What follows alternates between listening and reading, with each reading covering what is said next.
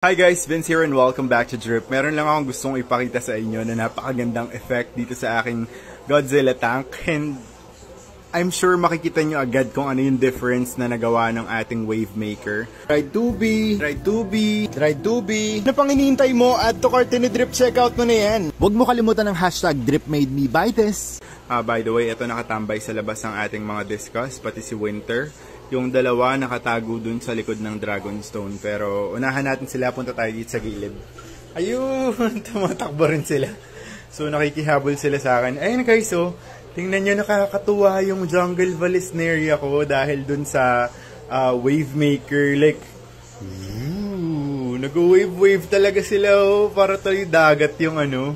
Yung parang very natural yung dating ng escape kasi gumagalaw yung mga halaman, tapos nagsiswim yung mga isda.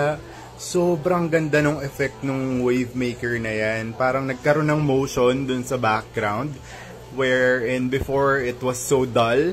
Like, parang ang boring nung dating kasi nga hindi gumagalaw. Like, stiff lang talaga yung jungle val na nakaganon. Pero now, a lot of motion going on dun sa likod ng ating Godzilla tank. Mas na-appreciate ko sa ng gantong angle actually. Ayan o, dahil kita nyo yung paggalaw ng ating mga jungle val, sobrang nice. So, ayun lang, gusto ko lang i-share sa inyo, baka maisipan yung maglagay ng wave maker sa malalaking yung aquascape. Ayan, tag nyo lang ako, hashtag DripBudol.